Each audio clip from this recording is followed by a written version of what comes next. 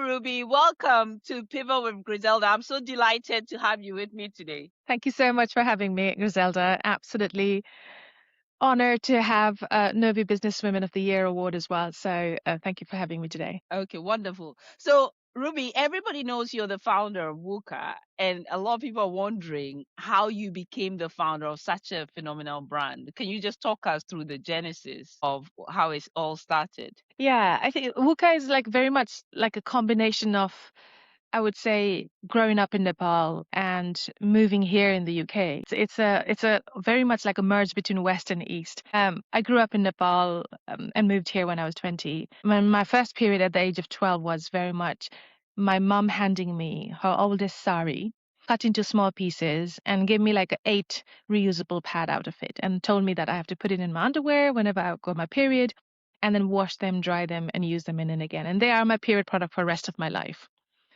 Um, what she also told me was my first period, I can't stay at home. So I was sent to my aunt's house. And in the beginning, I genuinely thought that I was going there to stay with my cousin. I had 2 cousins of similar age as me. And I was thinking like, oh, this is the best time, like 7 days off, and then I could go and stay with them. And the reality was in my aunt's house, I had a bed on the floor, a cup, bowl, plate, very much separated. And for me, the hardest part was like every time I asked for food or water, it was often passed on the floor rather than even given it on hand, because you are seen untouchable. So there is a actually for periods in Nepal, people don't call periods, they call the word called nachune. Nachune translates exactly into English as untouchable. So you are untouchable for. And tradition like that are quite strongly embedded within the culture.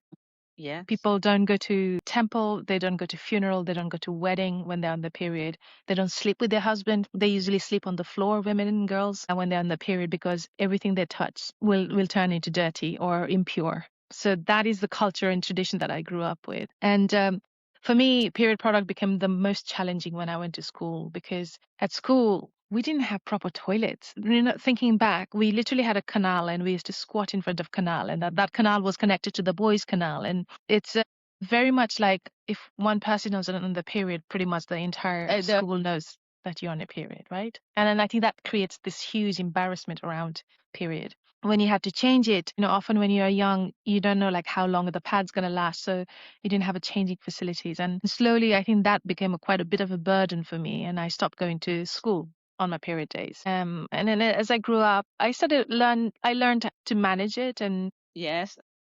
you know, learn your cycle as well and how many days of bleeding you have. And then I think the next hurdle was doing sports. And one day we had this huge incident where we were playing volleyball, and I was doing a servicing like on the volleyball, and my pad from my underwear literally fell off on the ground. My God, I think we all have bad experiences like that. It was one of those moments like I don't know whether pick it up or just leave it and pretend that there's nothing happened in there. Yeah. It was one of those moments that really scarred me to the point that then I stopped doing sports on my period. And then it's a funny thing, periods in sport, because even now here in the UK, 1 in 2 girls drop out of sports because of period related things, right? Like they are worried about Yes. the periods being shown or they leak or Yeah. those kind of things.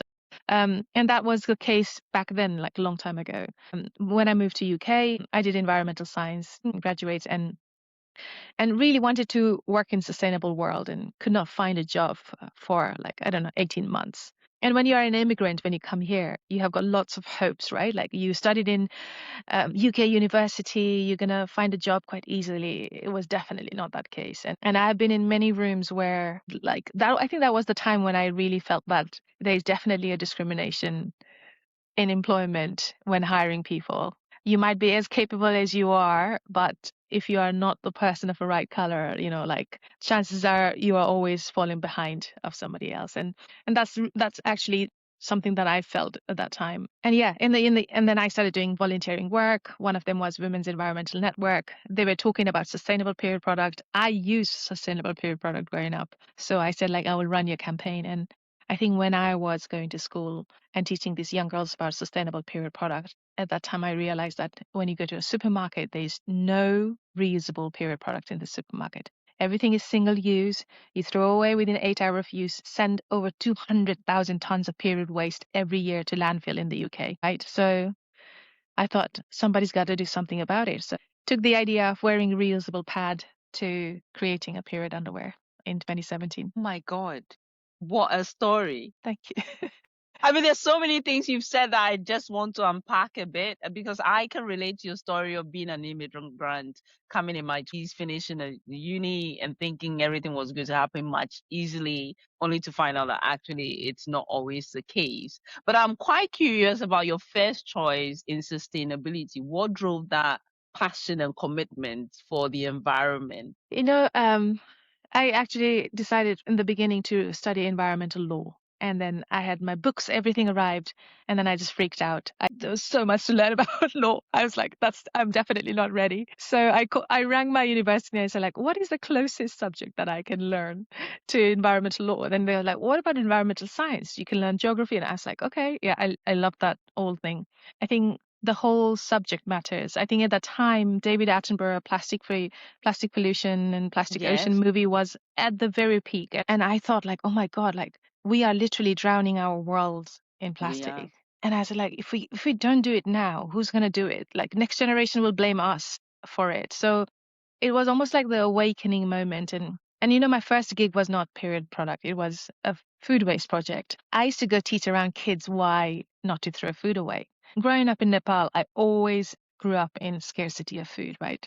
We were three Yes. girls in the house. Used to be always fight between the who gets the most amount of food as a growing girls. It was one of those things. And I don't come from a very affluent background. Like my dad worked, he earned $3 a day, and my mom never works. It was like sending to school, feeding, looking after everything under that $3 you had to manage it. So it was very tight. So I think felt quite passionate about like, and we have got so much abundant of food here, and then we throw it away.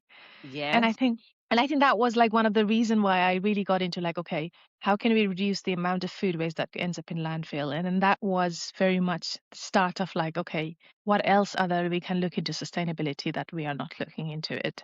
And when the project of the period product came, then I started looking into the waste of period product and what we are using and stuff. And quite a lot of people still don't know the ingredient of the period product that you put inside your body every month.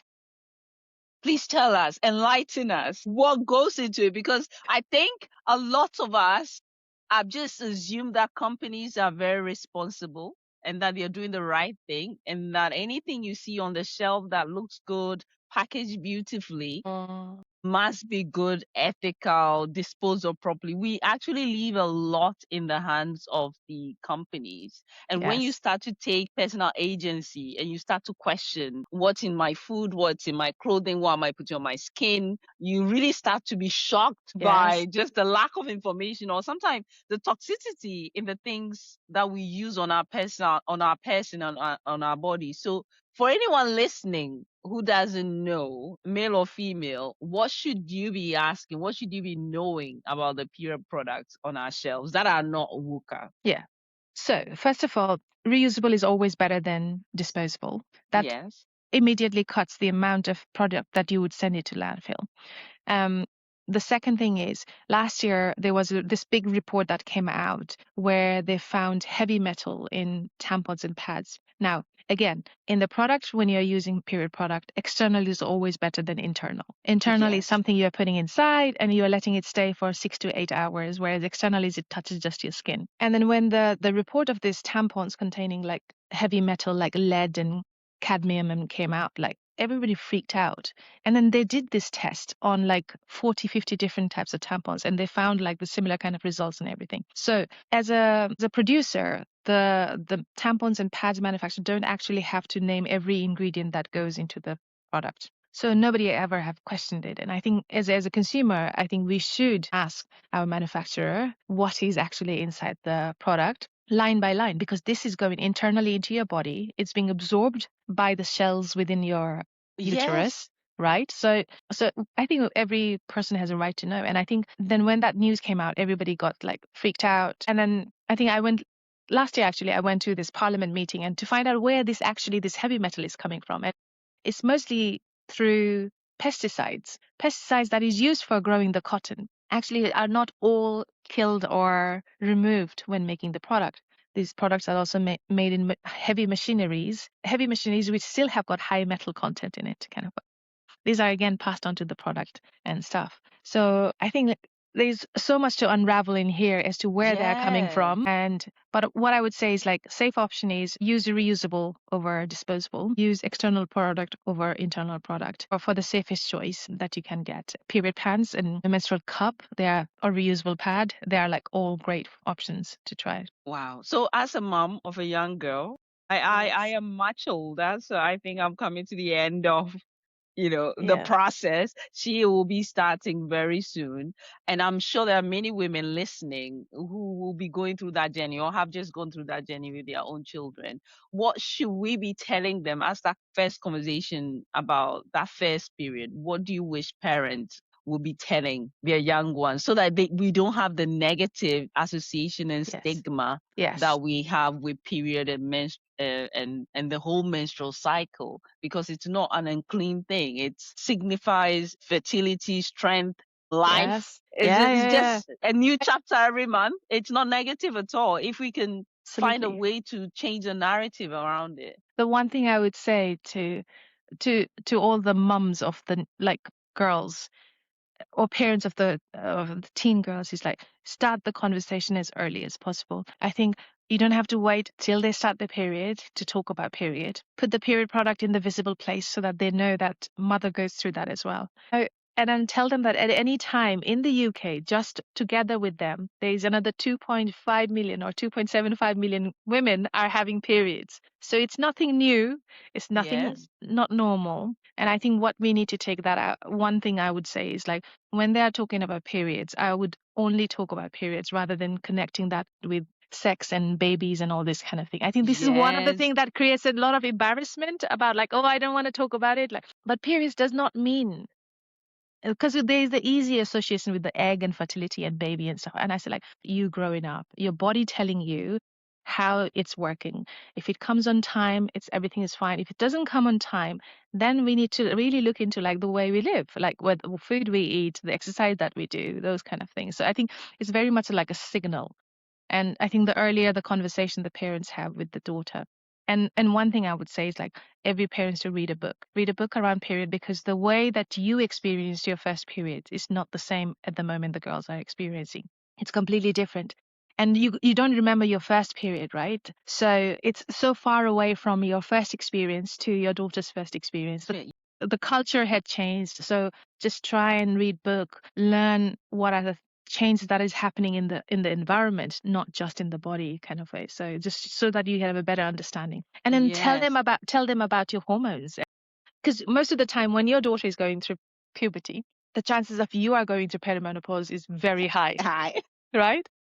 End So of the cycle, start of the exactly. cycle of life. So I would say like start talking your emotions so that they open up with their emotions and then talk about it. So, and Yes. So I'm so glad that you are at that stage. I would nurture that relationship and feel each other. There are some like great classes for like mums and daughters to come together and learn about like emotions, hormones, how it affects, how it works in a household as well. So yes, yeah, that might be yes, quite good. exactly. Yes. Well, my daughter is only very young, but we've been having a lot of conversations about my own first period. I haven't spoken about my first period ever. I remember what I was wearing. I remember I was at summer camp. I was in yellow shorts, and I remember the whole journey home.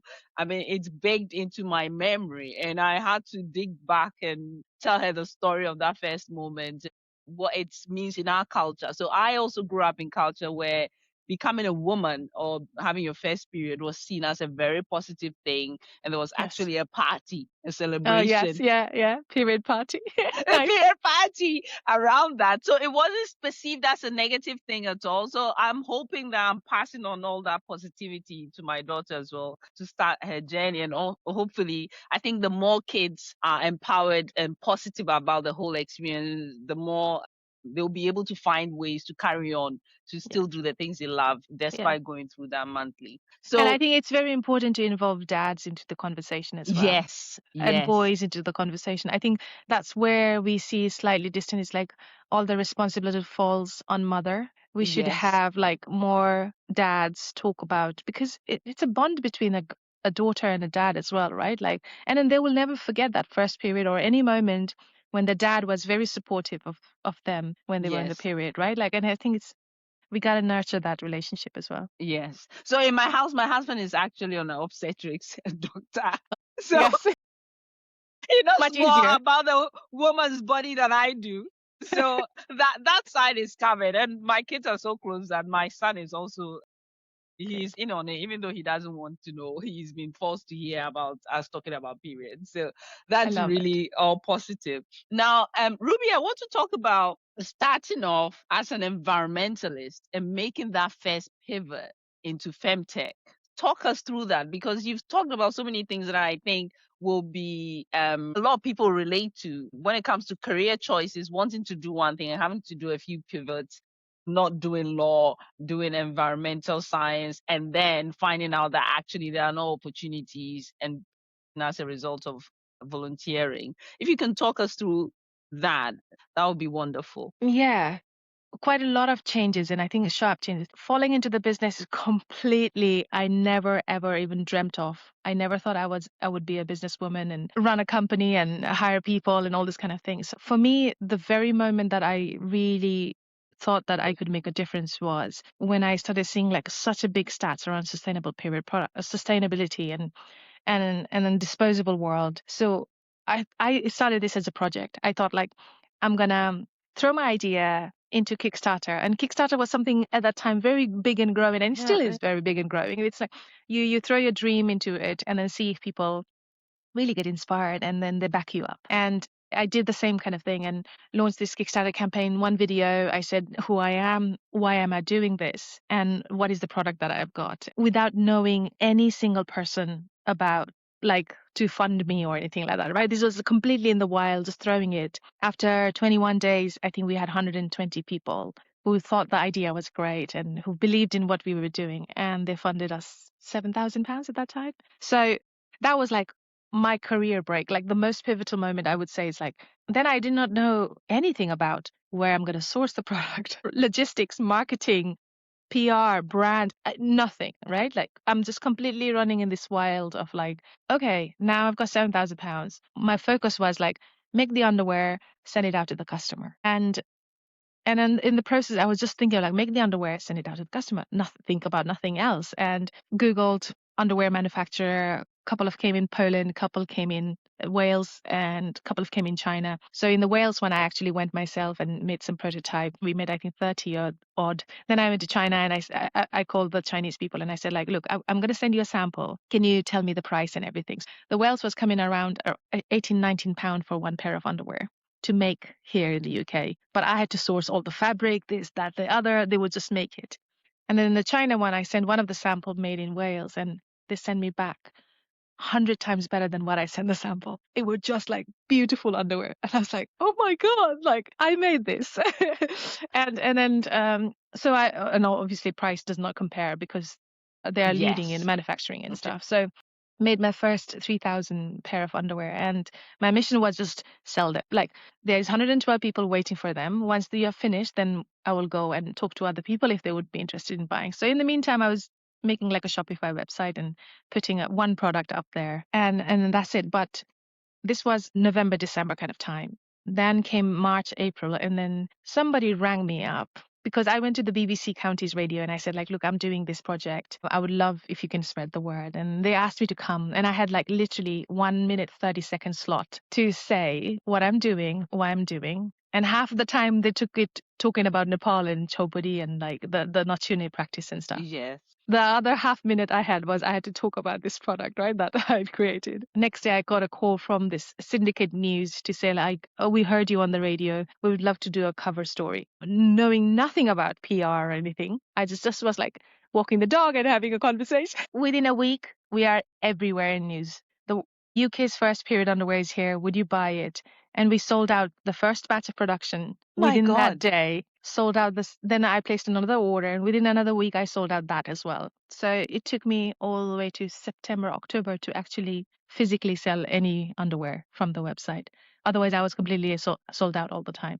Pre-order. My God, let's go back. Let's rewind to the Kickstarter campaign. So Yeah. you had this idea and you thought, well, I'll just record a video and put it out there.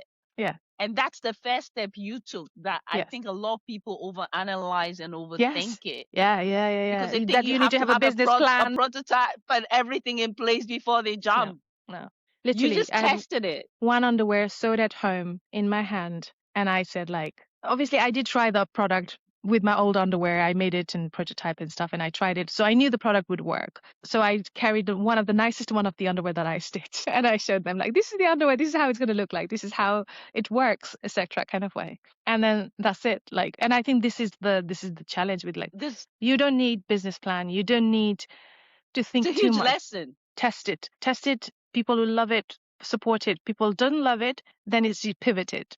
Yes. And that's the Yes. most important thing, is like you need to learn to let go when one thing doesn't work. Yes. So let's go back to your career then. When you were doing all this, were you employed or were you still volunteering? No, no, I was not employed. I was volunteer. I was working at a kitchen, cooking vegan food. That I used to do once a week, and I used to do like put it on Facebook, and people would come and eat my food. I volunteered in 3 places, and I was doing after school club, like going and looking after kids just for 3 hours in the evening. So I was doing like multiple things. Just to keep pay the Just to keep, bills yeah, and yeah, yeah, yeah. Oh my yeah, God. yeah. And so then you went and got your first prototype and you created a website. So you did everything yourself. You built this Yes. yourself from scratch. Everything. And my husband helped me on the weekends with the Right. tech side of the thing. So then he did not join up until 4 years ago. So he left his job and then joined 4 years ago full time. So now we work together as well. My God. Right. So tell me about the name, Yes. how you WUKA. came by the name WUKA. Yeah. So WUKA actually stands for Wake Up Kick Ass. And Yes. I was looking for a name actually. Like when you're doing the Kickstarter video, and I was like, okay, what should we name it? And one of the things that my husband told me was, like, all big brands who have got 4-letter name, they are the most popular ones. Like you look at Puma, Nike, Fila, like all of these like big Yeah, brands. this is your husband is wise. Does he work in marketing or advertisement? He used to work in tech. He did do you know Trainline app? He designed that. So he did the more of a tech, but obviously world of tech, he was much more Yes. aware about it. And he goes, like, whatever you come up with name, it has to be like 4 words kind of way. And I went to Pinterest, like literally went to Pinterest and typed like inspirational quote or like inspirational word, something like that. And there was this picture frame that said, wake up, kick ass, repeat. And I really loved that. I feel like it's such a positive energy to anything. And I said, like, oh, I love this print of wake up, kick ass, repeat. Can we do something about it? And then it was like, well, you can use the first initial of each of the word, and then you can tell the story of like how having period is such a positive and energizing thing rather than doom and gloom that most of the people talk about, right? Like, so we took the word initial from like wake up, kick ass. And then initially we had like a little dot to put a period in it, which we removed along the line. But yeah, wake up, kick ass still remains. We are WUKA. Wow. That is just phenomenal. And this is, this goes to show that you do not need to perfect everything before you take that leap. No, like all the designs, everything that we did was very much in-house. Because I think for us the most important thing more than brand or anything was it's like the product should work. It's like product Yes. should work. That is a fundamental thing, right? Like you are bringing a completely new product into the market that people have never heard or seen before. You are asking people to change habit that has been stuck with them for decades, right? And it's a new concept that you're bringing. There's so many new to throw in so much highlight on brands and what brand is and all this kind of stuff. For us, it was Yeah. like our product is our brand. If the product works, the brand will work. And very much really leaned into like perfecting the product. We only had one product. I'm telling you, like one color, one style underwear for 2 years. We did not change anything because we wanted to get that validation that this works, like so I think quite a lot of founders when they start the business, they think that they need to do this many colors, this many size, this many this. Like you don't. You gotta focus on bringing a product that works and let people talk again and again about the same thing, right? Yeah, yeah, wonderful. So then you made that decision to contact the BBC. Who does that? A lot of people will again say, I don't have a product, I don't have a website, I don't have X, Y, and Z. So I'm not ready for PR. This is why I hear people say, I'm not ready for PR because it doesn't look good. What Yeah, is it about your experience that makes you happy to just go with things, even though they're not 100%, just to test the water to see what will happen? naivety. Not knowing what works and what doesn't work is the best thing that you can get. And I think that's the best thing that I've ever done, is like not knowing and just going and saying like, look, I've got this, and people telling you what to do after that. Then it's like, oh, okay, makes sense. Like I think that feeling. So how did the BBC come about? BBC, that was like local BBC, Three Counties Radio. Yeah. After I did the Kickstarter, I was putting in Facebook, like, look, I've got this Kickstarter campaign that we just got funded. If anybody would like to get some period underwear, you can still get it. And then in the Facebook group, just the local mums Facebook group. And one person said, like, oh, have you done a PR around it? And I was like, okay, what is PR? That was the first time then she goes like, oh, you tell the magazine people that this is That what you're doing. Okay. And where do I find them? She goes like, oh, well, in Twitter, you can, at that time in the Twitter, you can type hashtag journal request, and then you will see quite a lot of journalists who have made a request to run a story on different things. That became, first 2 years, everything that, like my daily mantra kind of thing. Every morning I used to wake up from 9 till 10.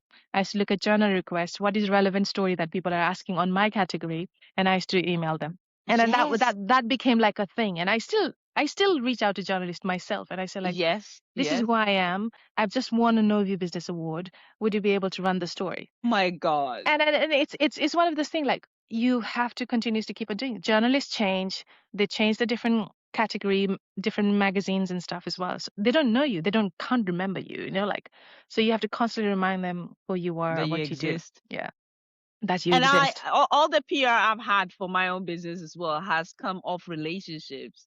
And Yes. I had a time where I paid an agency, and I always come back to doing it myself because I always got better results with myself. I also got Yes. featured on the BBC, the FT, and all that just from reaching out to people. So Yes. this is such solid advice to anyone Absolutely. out there with a product or overthinking things, Yes. that just go with the flow, just reach out to some people. And if it has legs, it runs. If it doesn't, you can pivot and try Yeah. something else. Yeah. Oh, absolutely. Absolutely.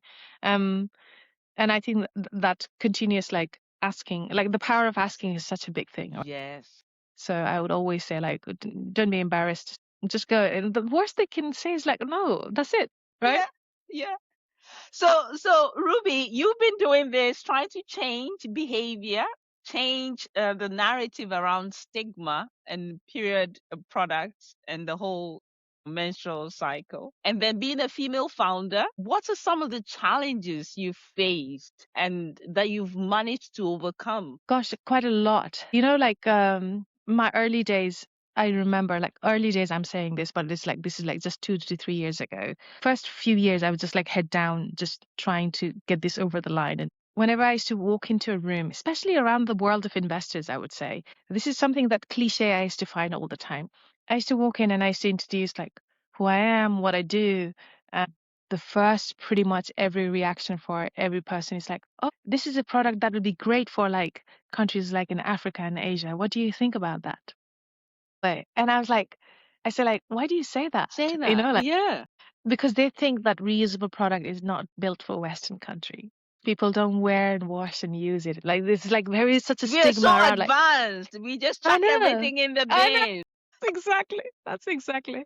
Need to wash Yeah, our panties or to do anything like that. We just buy new when we need it. exactly. That's what the culture, right? And I said like, they don't see that period problems are a problem here in the UK. Our only period problems are only in the far western, like I don't know, eastern part of world and kind of way. And I was very surprised, like, and I used to almost get this very much like negative, like, oh, this is not the product for UK, so we won't be investing kind of thing, like, or often like, I think it's quite niche. That's the only thing. It's like it's very niche. It's like, yeah, do Like you think half the so? Like population half the have box, yeah, periods. I know. So these days, obviously, I come back with like the first thing I say is like, this is how much I do in revenue, and that we are number one brand, and we were just named like, I don't know, won like 5 awards last month or something Yes, like that, yes, right? Like, yes. so now I know exactly how to speak the language that they wanted to hear. But in the earlier days, like So I think whenever you're going into a room where everybody feels they want to big up yourself when you go Yes. in. That's all I say. Like all they want to hear is that number game and how amazing things that you have done. So start with that. And then completely the room becomes different place then all of a Energy. sudden, right? Like, yeah. Yeah, yeah. But this story also reminds me, growing up in Ghana, there's so many things we used to do that we just changed because it wasn't Western or culturally European. We just adopted a European way of doing things. And now we're realizing that actually that's not the right way of doing it. Mm, yeah. Because it's not sustainable. One, like you said, you don't know what's in some of these products. Yeah. And even products made for the UK market, they go through the European checks to make sure that they are safe for consumption and use. But a lot of things made and exported into Asian and African countries don't have the same level of regulation. So the risk is even higher Yeah. when you're using imported products. And so I have been on this journey where I'm gradually stripping back Yeah. and going back to how things were, because I feel it's more sustainable and it's healthy, and I don't constantly have to be watching my back trying to know what I'm eating, what I'm drinking, and what I'm wearing. So there's a lot of good within our culture. There's a lot of things that also need to change. For example, you talked about the being untouchable when you have your Yeah. period. So sometimes when you're trying to drive change, there's the pushback that it's cultural, it's how Yeah. we do things, it's who we are. Yeah. And also, how do you navigate that? How do you say, well, this is a cultural element of it that we need to change, but this is the impact. This is what we need to change about it to make it positively impact girls going forward. Yeah. Talking about this, so the impact. So I'll give you 5 years ago, I did this campaign called Axe the Period Pants Tax, and we were like adamant to remove this VAT on period product that Yes. was in the UK. But people did not understand what VAT was. And I don't think still people really get what VAT is, general public.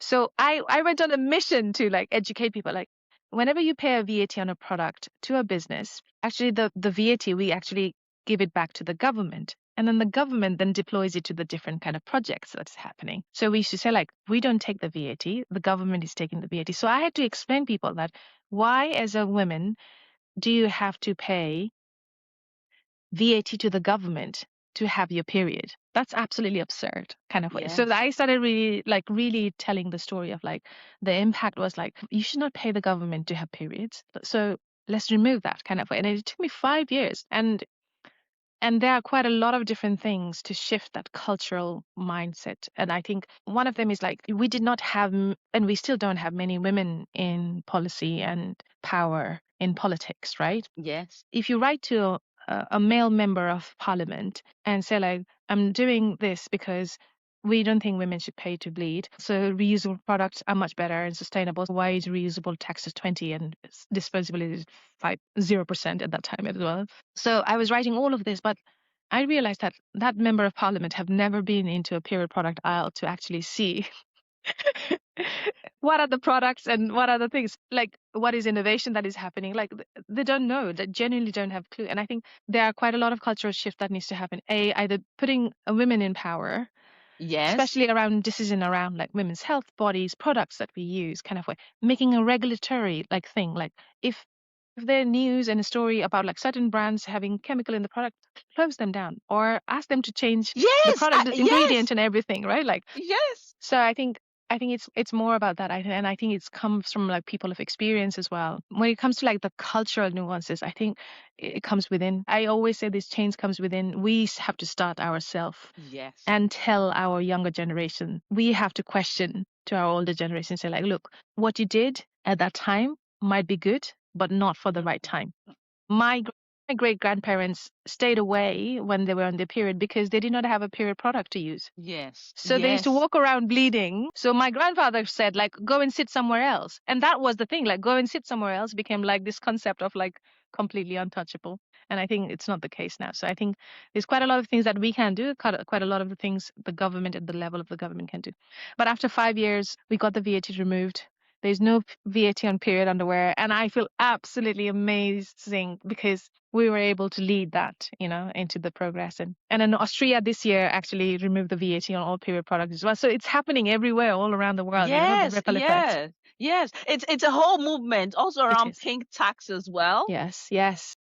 I refuse to buy things that are pink or made for women. I use my husband's products because anytime it's feminine, it's like it's more expensive. And I'm like, why am I paying more for the same thing? Anybody who's listening to this, I would like you to go to the femcare aisle and look Yes. at incontinence product and the description of incontinence product in men incontinence product and women's incontinence product. Women is discreet, quiet, shy. Men is bold, active. Like the whole way they describe is like completely different. It's like, so what? We are not bold and active, and Active. only men are. It's bizarre. It's a campaign itself. Maybe we should do something together. Yes, yes. Well, this is why it's so beautiful that you're leading this course, you're doing this work, and that commercially you're a success, but also you're taking the time to drive change and drive an impact, not just for yourself, but for all women and the next generation of women, because we need more leaders like you, more founders like you, for us to be able to have an equal playing field.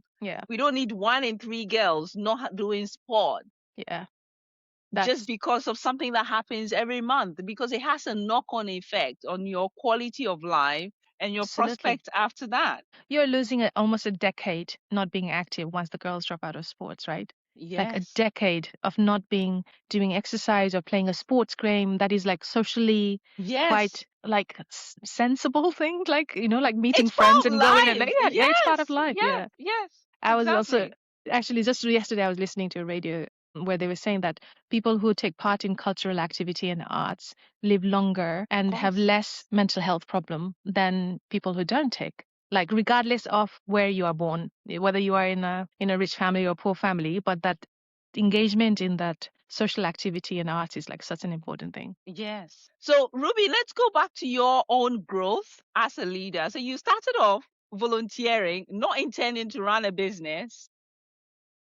And then you found yourself now running a business, Yeah. driving change, being the face, being the person, the brand, leading this charge for all of us. Tell us how you prioritized your own development to be able to keep growing and stepping into the person the Yeah, company yeah. has needed you to be. I have this almost like a philosophy. If I don't feel I'm struggling or feeling difficult in life, then I'm not growing. If I'm like happy and content, then I'm not growing. That's my thinking, like so I'm always putting myself in like a slightly uncomfortable situation. Situations? So always looking for like new opportunity to either go and speak at an event or that I've never done before or go to school and then talk to young girls about it. Like just like I just want and I'm one of those person who likes that as a challenge. And I think that's one of the reason I've like seen so much change within myself as well over this last 5-7 period of time kind of way. So I think it's a personality thing. I'm hungry.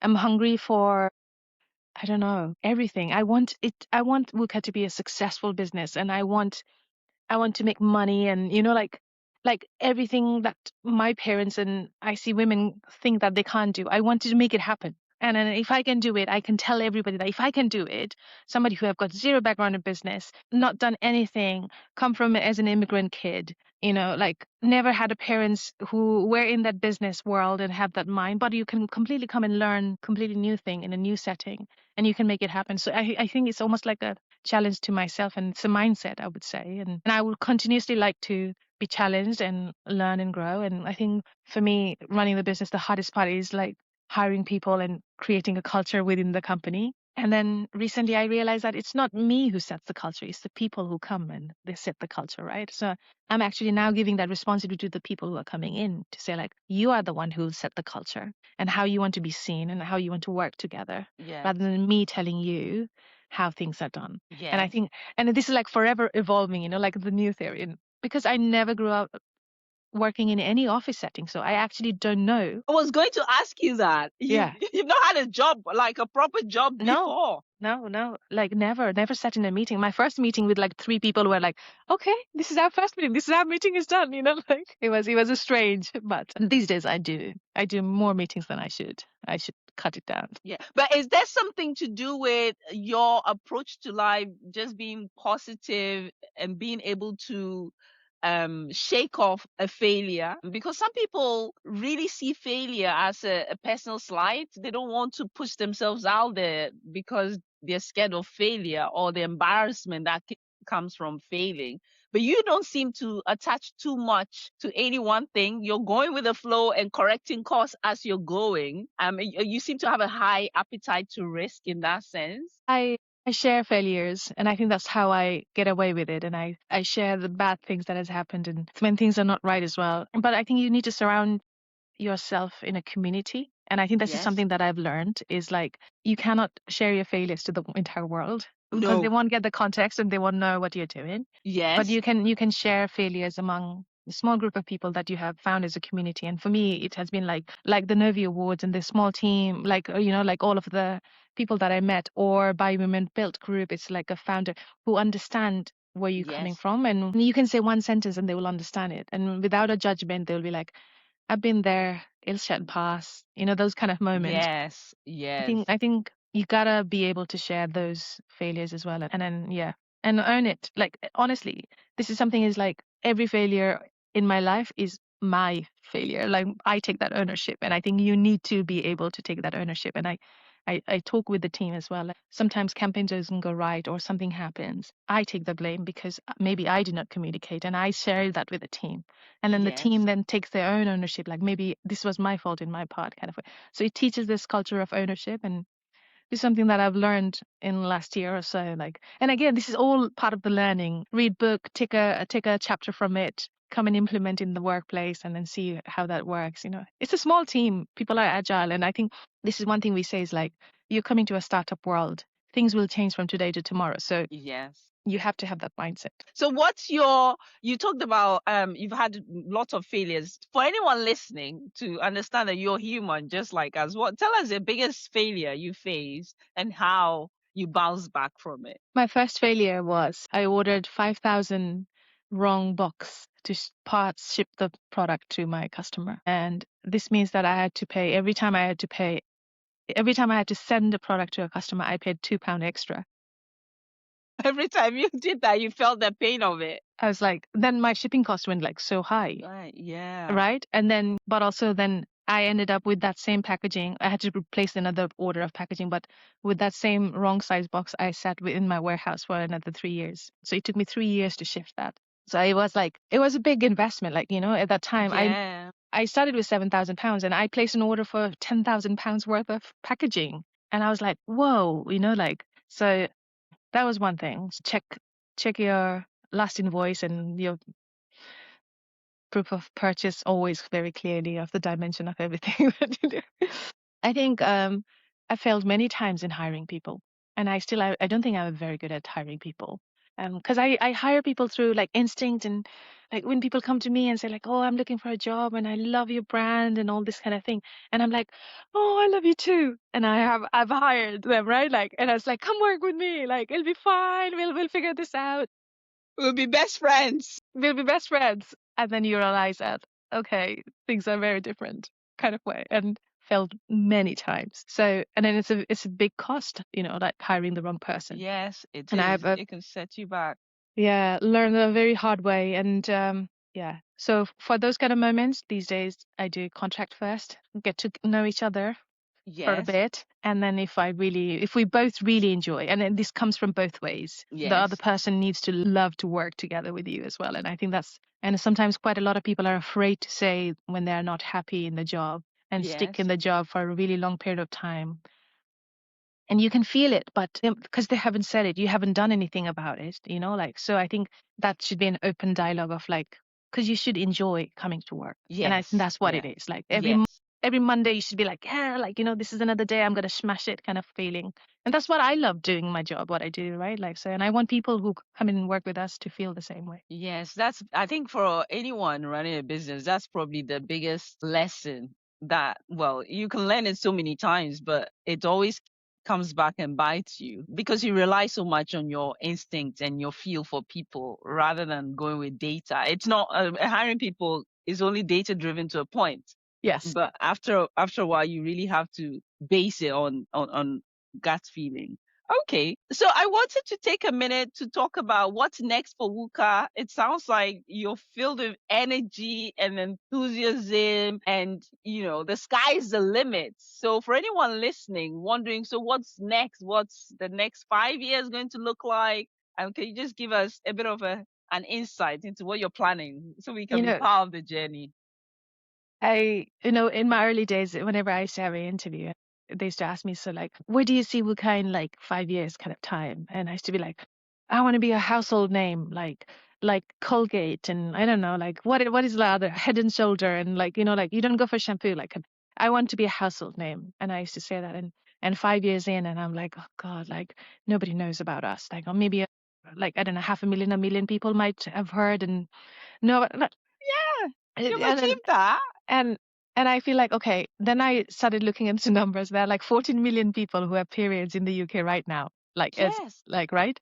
So I was like, okay, so that might take another 5 years. So I would say like in 5 years, Wuka will be definitely a household name. And then there are like stages to this. And I think Yeah. one where we are seeing the huge successes in retail. We are in Boots and Tesco now, and then we are growing. Hopefully, from like I don't know when the episode is going to come out, but February onwards, we're going to be rolling out in more stores within Tesco. So, and also your local Tesco. So, that's going to be like a completely different moment for us, I would say. Yes. Yes. So, I would say like once you are more visible in the retail, then I think people will see you more often because they are going for shopping, and and then you are in the very reputable hands of like Tesco and Sainsbury's and Boots, and like who are like a big visible Extensive. factor. Yeah, Yeah. Yeah. visible, Yeah. like visibility. I think will grow that on that kind of case. Campaigns, we will do a lot more campaigns. This year we started doing dads and daughter, I love that. so we wanted to make that big.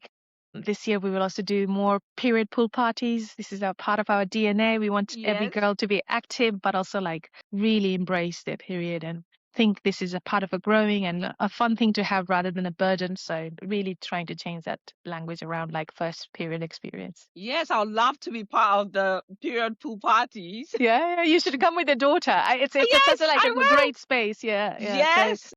trying to Love organize one that. in end of March and end of May. So we got two. Yes, wonderful. And so then I want to ask about managing your energy. Yes. Okay, so you're doing a lot and your business is growing, there's scale, there's constant changing and things you need to do. And I know the day you won the Novi Award, it all came to a head on. So tell us how you're managing your energy, how you're getting through the day, any practices that you've Yes. adopted this year as it's a new year that are helping you Yeah. through that. Like I love New Year, and no matter what people say, like, oh, they hate resolution, I actually love setting a goal. And this year I've joined swim class, so I'm learning to swim. And then I'm doing a tennis lesson as well. So the both are like trying to like personally grow. I think what I found last year was like very much from the beginning to the November, I just went on a rapid kind of way and then crashed last month kind of. And then I genuinely felt it like you can sometimes roll with the flow kind of way, but you got to listen to your body when the body says like, okay, now it's time to take a break and stuff. So I'm back with energy. I might go this November like this and then crash again. You And might crash I don't again. want to. No, you're not crashing again No, in no. This November. time, No. I'm listening. This time I'm Yes. listening, and I think last year, as a founder, it's very hard to take time off, and I think that was the challenge for us and for many founders as well. And I think this time I'm quite intentional, and I will take a summer holiday, um, and everything can run smoothly and it's fine, and we'll try and figure it out people who will help in between kind of way. But I think that taking time. I love dog walking in the first thing in the morning. So I wake up every morning around like 6:37, take the dog for a walk an hour and then come back. So that's my like peace moment. Okay. So let's talk about being named Novi Businesswoman of the Year. What has that meant for you? I know you were in the room. You can talk to us about that. You missed your big opportunity to receive all the love and adoration. But what has that meant for you? Griselda, I think when I came to Novi Award, and I have told you this as well, I did not know what to expect. And for me, the entire day, I thought like I would genuinely like stay for a couple of hours and then go.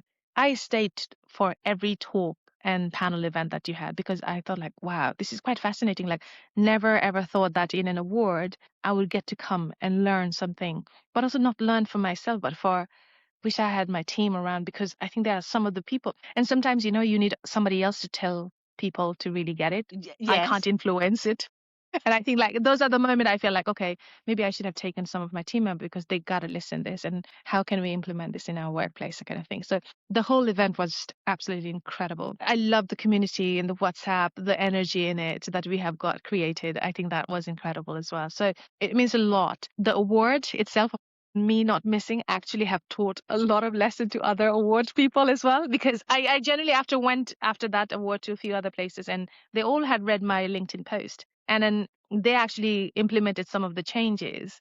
So yeah, maybe it's it's sort of like sometimes you have one person that needs to do a mistake to for everybody to realize actually that might be another thing. Mistake, because Yes. it wasn't a Well, mistake. my We fault. I'm like just running away. For me, what I learned from that is obviously we can always do more. We can do more. But people just generally don't expect to win. The Yeah. expectation that you be the overall businesswoman of the year was very low. It was zero. Yeah. I generally like completely missed the whole thing, and I was like, Yes, I yes, didn't win my category. Oh, it's okay, but I'm gonna go and congratulate. And I went into the winner yes, and congratulated yes, them, and yes, went around the table, and I learned about the business. I did this last year, and I genuinely felt that was the course that I was missing when starting a business. yes, It's because it teaches you about your customer journey, P&L account to managing money and everything. I love that kind of environment, where you can share and learn from each other's ways. All the wins and the losses and failures and everything that I can share that people can learn. I think this podcast itself is like quite a good nugget for quite a lot of people in terms of like being lean, how to run team, like product focus, customer, those kind of things. So I really hope that I can, like Sarah did on in her talk, I would love to yes. do something like that because I think that's a tangible thing that you can take back with you and present it. Yes, wonderful. So thank you so much. For those who want to follow up and know more about Ruby's journey, you can find her across all the social media channels. She Yes. has personal accounts as well as the WUKA account.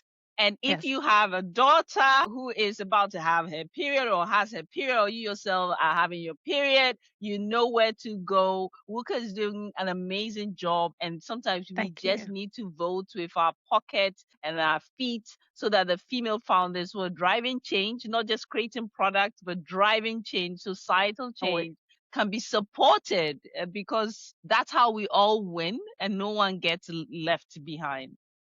Absolutely. Absolutely. Thank you so much. Yeah. And everybody can find us at wuka.co.uk. That's wuka.co.uk. If you forget, it's Wake Up Kick Ass. Wake up, kick ass. I think that's a wonderful mantra for this year. I mean, Yes. fly the aircraft and wake up, kick ass, fly the Amazing. aircraft.